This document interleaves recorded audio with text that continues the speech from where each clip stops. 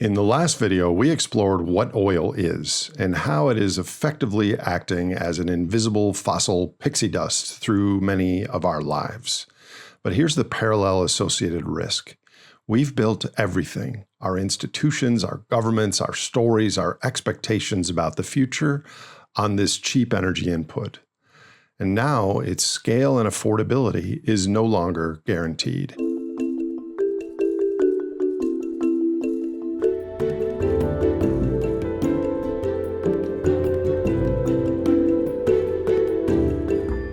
When energy prices spike, entire systems can become fragile and often break. Because oil has been so cheap pretty consistently, the economic logic has been to imagine and then engineer thousands of mechanical processes around that cheapness. The Industrial Revolution is really the story of adding hundreds or thousands of units of fossil energy to tasks that humans used to do by hand. A dairy farmer milking cows by hand was limited to a few dozen animals. Modern industrial dairy applies enormous quantities of diesel, electricity, refrigeration, and transport to the same basic task, producing orders of magnitude more milk at a much lower price and higher profits. But importantly, at a very different cost sensitivity. The energy payoff of processes like this is terrible in pure physics and efficiency terms because lots of energy is wasted. However, the financial payoff has been enormous because the primary input to the process is energy that effectively costs almost nothing. This is why energy price spikes hit so hard in the global economy.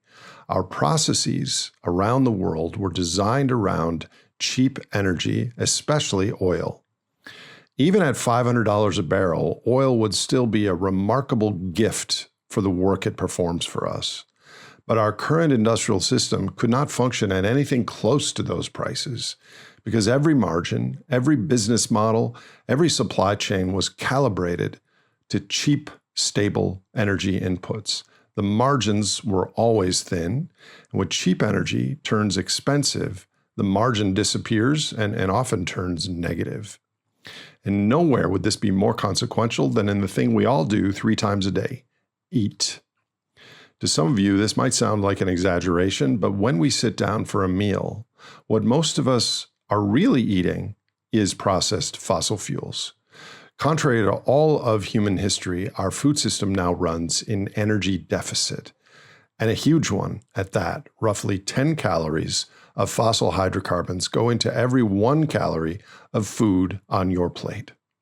The tractors run on diesel, the fertilizer comes from natural gas, the pesticides come from petrochemicals, and the food is packaged and shipped on trucks and container ships and kept cold the entire way. And here's the truly staggering part. Roughly half of the nitrogen in your body today carries a chemical signature from the Haber-Bosch industrial process, which makes synthetic fertilizer from natural gas. That single industrial process is what allows Earth to feed roughly 4 billion of our 8 billion humans.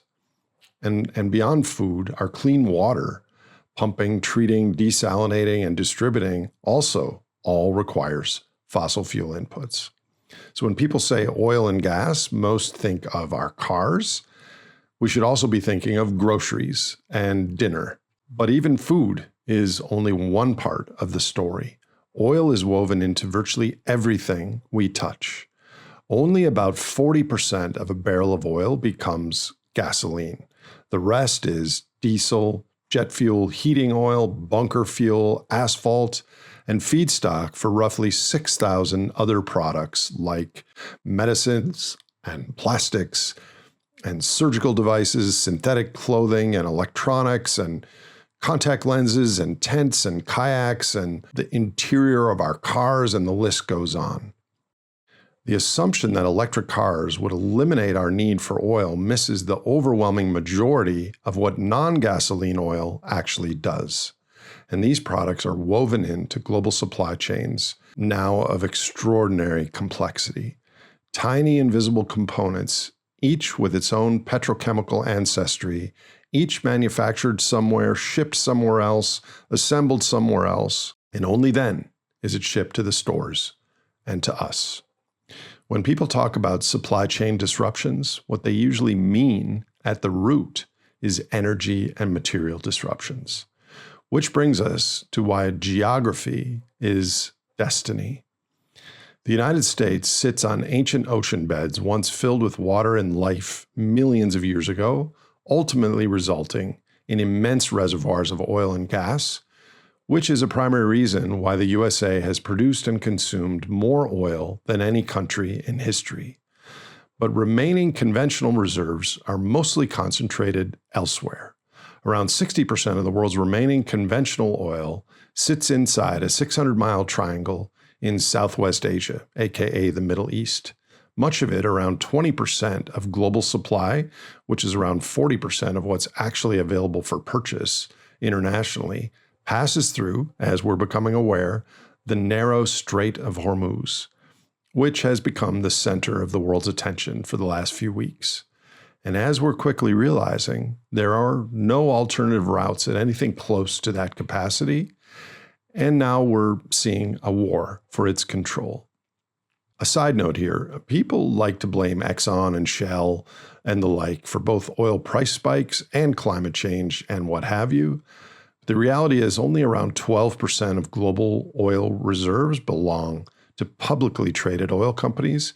The other 88% belong to national oil companies, Saudi Aramco, Rosneft, the national companies of Iran and Iraq and China and Venezuela. So swapping out Exxon's executive for Greenpeace leadership would change almost nothing about global oil production. Oil is a story of nations and geology, not corporations. So the oil is concentrated in a few places, many of which are the center nodes of global conflict today. But there's a deeper problem. Earth's crude oil isn't running out. Well, technically, it's always been running out. But today's availability and low-priced oil is running out faster than most people and our financial system realizes. Most people are unaware that depletion, the rate at which we're drawing down and drying up oil fields and wells, is accelerating, especially in the United States. Conventional oil globally has been on a production plateau for about 15 years. Exxon itself shows existing global production will decline to 10 to 20% of its current level with no new drilling or tertiary extraction. The growth in global oil of the last decade or so mostly is from U.S. shale. But shale is fundamentally different beast.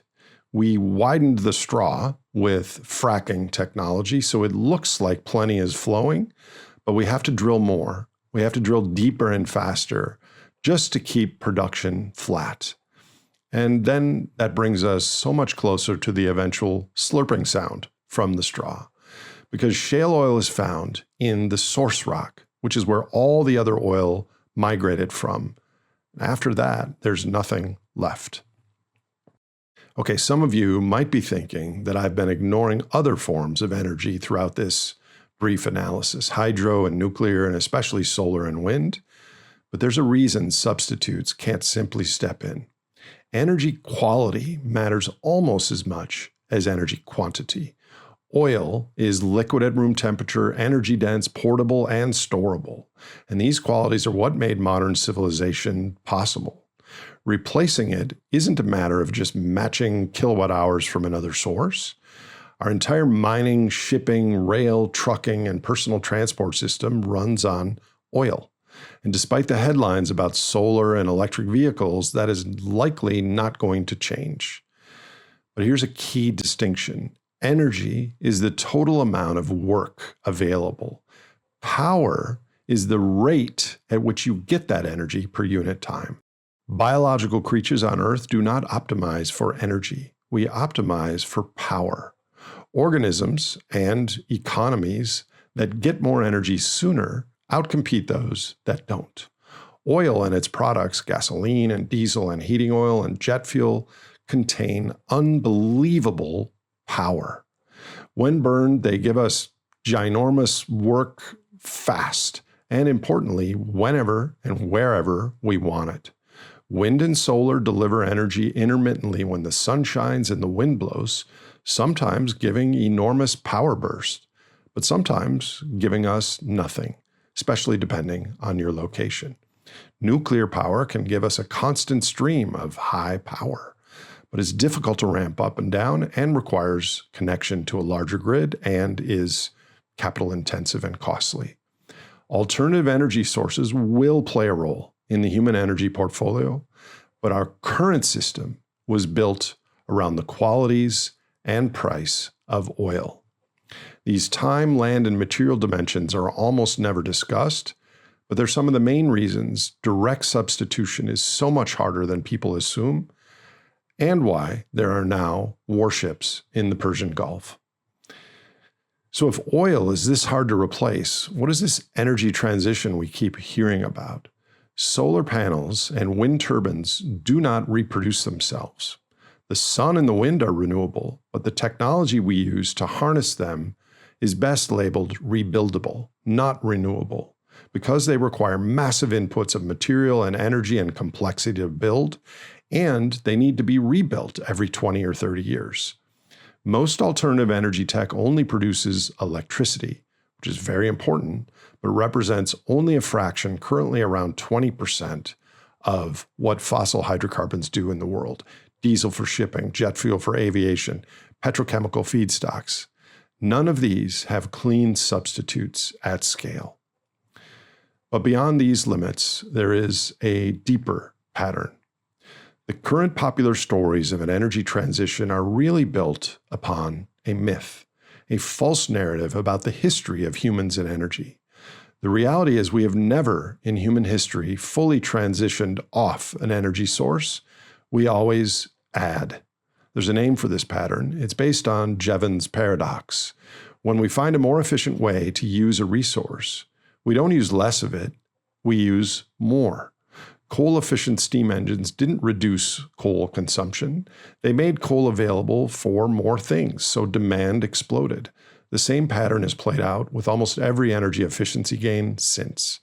LED light bulbs use less electricity per bulb, so we put them everywhere. Fuel-efficient engines made driving cheaper, so we drove more and built suburbs further out. Paradoxically, in the same way that you will spend most of your pay raise, energy efficiency doesn't shrink our demand. It expands the bounds of what we can extract. It actually feeds our demand. This is why technological efficiency alone cannot solve an energy and resource problem. So the deeper question is about what happens when there might be less energy overall. And here's where we are. Cheap energy builds complex systems. Complex systems depend on cheap energy. When energy gets tight, complexity unravels. Current alternatives cannot replace what cheap oil does at the scale and speed our current system requires. In the final video of this trilogy, I will explain what all this means for money, for civilization, and for what comes next, for us as individuals and societies living through the downslope of the carbon pulse.